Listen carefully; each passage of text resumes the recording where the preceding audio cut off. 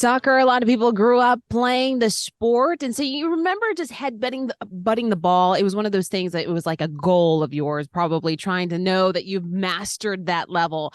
Little did you know, not too great for your brain. And today on the KRLD Afternoon News, we have Dr. Courtney Edwards. She's the Director of Trauma Community Outreach at the Reese Jones Trauma Center at Parkland, here to talk more about the injuries that we can sustain playing this, what we thought was a harmful game.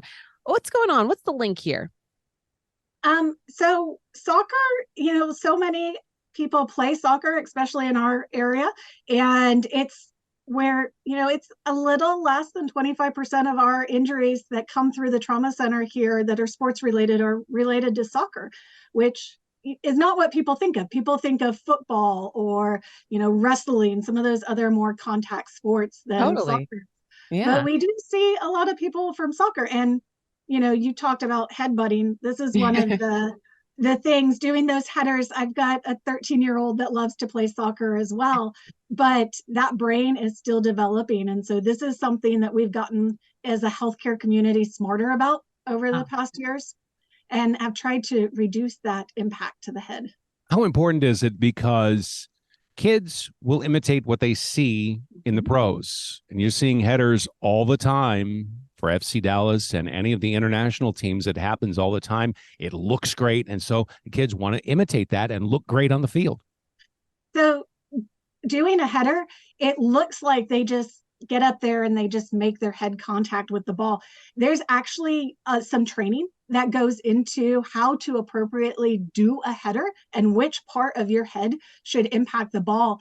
And unfortunately, the younger children don't get that education, and they really shouldn't, because we want to keep them from doing that until their brains are fully matured, so they're less likely to have those concussions and those injuries. I'm pretty sure that my brother and sister, somebody kicked the ball into their face saying, "Oh, well, I thought you were going to headbutt it." So I can hear the kids, having some kind of excuse over that. But you're right. They don't know any better. But let's talk about why they should. There are studies that show that this could possibly later on in life link to dementia. Can you talk about that study a little bit? The football fields are really paving the way for us understanding the ramifications of concussions and what it does. I like to make the analogy of our brain is kind of like Jell-O in a bowl. And when you whack that bowl and hit the outside of it, you don't actually damage the outside of the bowl, but you can see that Jell-O, it pulls away from the edges and it shakes in there. And you may hit it on one side, but the whole thing reverberates. That's exactly what happens when you do a header, whether your head is impacting the ball or, more often sometimes, another player's head, two people going up to hit it and then they both bump heads. It shakes across, and our brains are not fully developed until we're about 24 years of age. And so there's a lot of growth that is happening, a lot of connections between those brain cells that are trying to play in. And as you pull them away and shake them up, those connections don't necessarily make the best connections. And that injury then kind of sometimes builds on itself if you don't let it heal correctly. How common are concussions from doing headers, especially among children? So, an old wives' tale, a myth, is that you had to lose consciousness in order to have a concussion. And that's something that we all grew up looking for, is someone had to pass out after getting hit in the head. That's not the case. You can see that microscopic damage without that significant sign and symptom. And so the problem is we don't know exactly how many people are having concussions because it's often underreported. People are not appreciating the signs and symptoms that are happening because they kind of run the gamut. Also, some of the signs and symptoms may not happen immediately. Some of the things that we see is people complaining of headache, dizziness. They get a little forgetful. They can't quite remember things.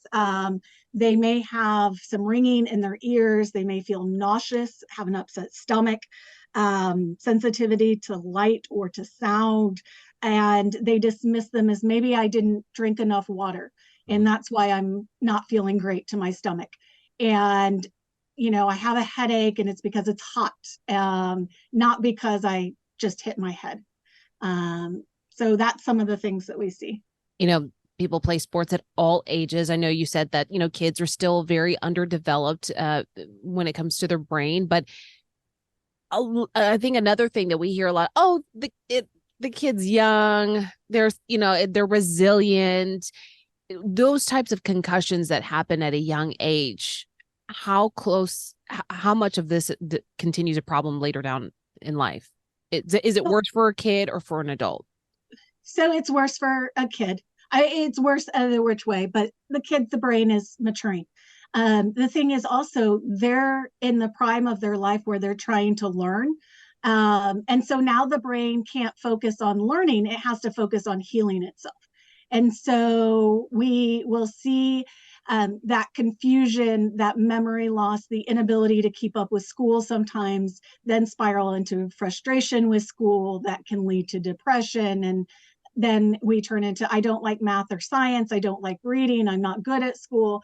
When it really could come down to, this is a brain injury that you sustained and you didn't get follow-up treatment, long-term follow-up treatment for that brain injury. I was reading a study out of Purdue that talks about soccer and brain injuries, and they said just a couple of simple things could drop the incidence of concussions on the pitch. One of them being replace soccer balls when they get wet because they get waterlogged. And secondly, reduce the amount of pressure that is in the ball to the lower end of things.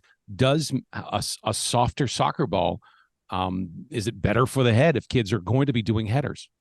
So yes, absolutely. And we are learning lots of ways that we can keep playing the sports that we love, but be safer at it. And so and you'll see the pros, they rotate their balls all the time.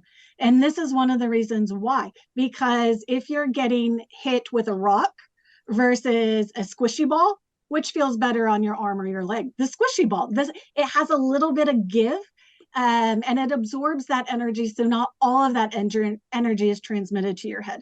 And so we absolutely like to see that. We like to see there's areas of your skull that are thicker than other areas. And that's really, that front forehead, lower on the forehead is, where we kind of want to see that versus the side of the head, which is a little weaker of a bone, can cause some more injuries there that we see. And so, yeah, being smarter in how we play is huge. And then the U.S.